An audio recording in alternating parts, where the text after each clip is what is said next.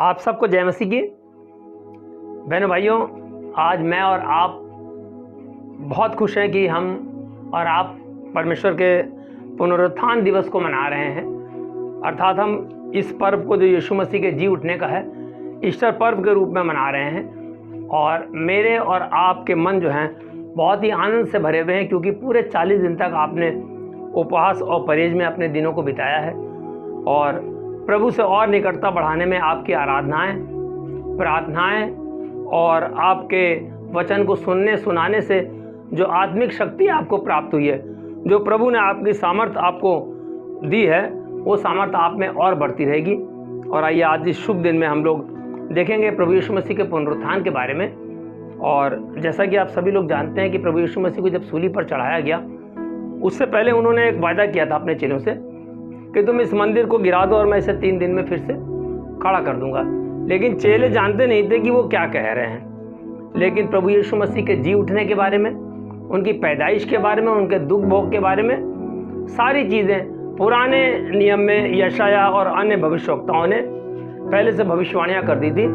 और यीशु मसीह ने आके उन सारी की सारी भविष्यवाणियों को पूरा किया। और जब सूली पर उनके प्राणों का महान बलिदान मेरे और आपके पापों की मुक्ति के लिए, मेरे और आपके उद्धार के लिए, मुझे और आपको अनंत जीवन देने के लिए हो गया, और उनकी मृत्यु के बाद में उनके शव को जब कब्र में रख दिया गया और उस कब्र को एक बड़े पत्थर से ढक दिया गया, और मरियम और दूसरी स्त्रियां वहां से जब चली गईं, और अगले दिन सुबह का जब हम लोग जिक्र देखते हैं तो लूका की पुस्तक, मरकुस की पुस्तक, मत्ती और यूहन्ना, नए नियम में सभी सुसमाचारों में उनके बारे में विवरण दिया हुआ है कि किस तरीके से प्रभु यीशु मसीह जी उठे। तो मरियम मगदलीनी जब सबसे पहले कब्र पर पहुंचती है कि कुछ सुगंधित पदार्थ उनके शव के ऊपर जो है वो लेपन कर दें उनके शरीर के ऊपर, लेकिन जब वो वहाँ पहुँचती है तो देखती है कि वहाँ कब्र का पत्थर हटा हुआ है, तो वो बहुत घबरा जाती है और वो सोचती है कि शायद प्रभु यीशु मसीह को किसी ने चुरा लिया है।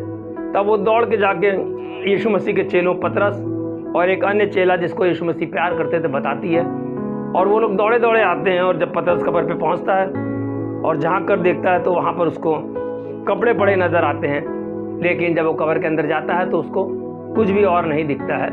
और वो अंगोछा जो प्रभु यीशु मसीह के सर पर बांधा गया था, वो अंगोछा एक जगह तहाया हुआ उसको मिलता है। इससे बड़ा वो अचरज करता है और उसके बाद वो लौट के अपने घर को चला जाता है। लेकिन मरियम वहीं पे रहती है और हिम्मत करके जैसे ही दोबारा वो कब्र के अंदर प्रवेश करती है तो देखती है झांक के कि उसने वहाँ पर देखा कि 2 स्वर्गदूत, एक दाहिनी ओर और एक मतलब एक सराहने की तरफ और एक पैताने की तरफ, यानी एक सर की तरफ और एक पाँव की तरफ उसे बैठे हुए दिखाई दिए। और वो अत्यंत अचंभित हो गई और उसने उनसे देखकर बहुत आश्चर्यचकित होकर उनकी तरफ देखा। तो उन्होंने पूछा कि तुम किसको ढूंढती हो? और तब वो बहुत आश्चर्य में आ गई और तभी उसे पीछे से एक आवाज़ सुनाई दी कि हे नारी, तुम किसको ढूंढती हो? तो जब उन्होंने पीछे मुड़ कर देखा तो उसने सोचा कि शायद वो कोई माली इत्यादि है। तो उसने कहा कि मुझे बता दें कि आप लोगों ने उसको कहाँ रखा है ताकि मैं उसको अपने साथ ले जाऊं।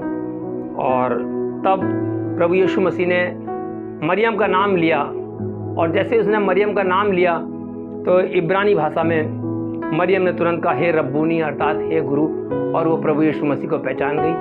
और तुरंत जो है उसके बाद में वो दौड़ी हुई गई और उसने जाके प्रभु यीशु मसीह के जी उठने के बारे में अपने लोगों को और चेलों को बताया। और हम लोग देखते हैं कि रास्ते में प्रभु यीशु मसीह जब अमाउस के मार्ग पे जा रहे हैं तब भी उन्होंने 2 चेलों को अपने दर्शन दिए। वो भी नहीं पहचान पाए थे, लेकिन बाद में उन्होंने पहचाना। ये सब यीशु मसीह के जी उठने के प्रमाण हैं। और हम लोग देखते हैं कि उसी दिन प्रभु यीशु मसीह जी उठने के समय में, और जहाँ पर चेले अपने दरवाजे को बंद करके डर के मारे एक जगह इकट्ठा थे, तो प्रभु यीशु मसीह बीच में आ गए और उन्होंने कहा तुम्हें शांति मिले। और चेले बहुत ही डर गए, घबरा गए। लेकिन फिर प्रभु यीशु मसीह ने उनसे बातें करी और अपने हाथों को दिखाया और उनसे कहा कि लो पवित्र आत्मा लो, और उनके ऊपर फूंका, अर्थात पवित्र आत्मा से उनको भर दिया। और प्रभु यीशु मसीह ने कहा कि जो कार्य मैंने किए हैं आज से जाके तुम करो और सुसमाचार का प्रचार करो। उनके शब्द थे कि पिता परमेश्वर ने जो काम मुझे सौंपा था मैंने उसको किया है, यही काम तुम भी जो है जाकर करो। और उस समय थोमा नाम का एक चेला वहाँ पर नहीं था, और जब उन्होंने थोमा को बताया कि प्रभु यीशु मसीह इस तरीके से आए थे, लेकिन उसने कहा जब तक मैं उसके हाथों के घाव में अपनी उंगलियां ना डाल लूँ और उसके अस्थि पंजर के अंदर अपने हाथ को ना डाल लूँ, तब तक मैं विश्वास नहीं करूँगा। और संध्या के समय जब वो लोग इकट्ठा थे जहाँ पर थोमा भी था, फिर प्रभु यीशु मसीह वहाँ पर प्रकट हुए और उन्होंने थोमा से कहा कि हे थोमा, ला अपनी उंगलियों को इसमें डाल दे और अविश्वासी नहीं बल्कि विश्वासी बन। और प्रभु यीशु मसीह ने एक शब्द और कहा कि तूने तो मुझे देख कर विश्वास किया है, लेकिन धन्य है वे लोग जो बिना देखे मुझे विश्वास करते हैं। और उनमें मैं और आप हैं, जिन्होंने प्रभु यीशु मसीह को अपनी खुली आंखों से नहीं देखा, लेकिन मैं और आप धन्य हैं कि हम विश्वास करते हैं कि मेरा यीशु मसीह इस दुनिया में आया, कुंवारी मरियम से पैदा हुआ, पुन्तियुस पिलातुस के समय दुख उठाया, मर गया, गाड़ा गया और अधोलोक में उतरा और तीसरे दिन मुर्दों में से जी उठा, सर्वशक्तिमान पिता परमेश्वर की दाहिनी ओर विराजमान है, और वहाँ से जीवितों और मृतकों का न्याय करने के लिए महिमा के साथ फिर आएगा। और उसके बारे में प्रकाशित वाक्य की पुस्तक में बहुत अच्छी तरीके से लिखा हुआ है कि प्रकाशित वाक्य की पुस्तक उसका पहला अध्याय और 18वीं आयत, और यहाँ पर ऐसे लिखा हुआ है, मैं मर गया था और अब देख मैं युगानुयुग जीता हूँ और मृत्यु और अधोलोक की कुंजियां मेरे ही पास है। यानी स्वर्ग और नरक का सारा अधिकार प्रभु यीशु मसीह को परमेश्वर ने दिया है। यानी मेरे और आपके न्याय के लिए प्रभु यीशु मसीह को न्यायाधीश ठहराया गया है। मेरे और आपके स्वर्ग जाने का मध्यस्थता करने वाला जो माध्यम है वो प्रभु यीशु मसीह है। और प्रभु यीशु मसीह ने कहा था कि बिना मेरे द्वारा हुए कोई पिता के पास नहीं पहुंच सकता। इसलिए बहनों भाइयों, जो परमेश्वर ने अपने पुत्र को भेजा, जिसने अपने बलिदान के द्वारा मेरे और आपके लिए स्वर्ग राज का द्वार खोल दिया, मुझे और आपको मुक्ति प्रदान करी, मेरी और आपकी आत्माओं को अत्यंत शुद्ध किया, हमारे पापों को क्षमा कर दिया। मेरा और आपका फर्ज बनता है आज इस ईस्टर के पर्व को बहुत हर्षोल्लास के साथ मनाएं और प्रभु के पुनरुत्थान के बारे में, उसके जी उठने के बारे में और वो फिर से आएगा, इस बारे में लोगों को प्रचार करें और प्रभु के जी उठने के संदर्भ में खुशियां मनाएं और एक दूसरे को आशीषित करें। इस वचन के द्वारा प्रभु आप सभी लोगों को, आपके परिवारों को, बच्चों को और मित्रों को बहुत सी आशीष दें। जय मसीह की।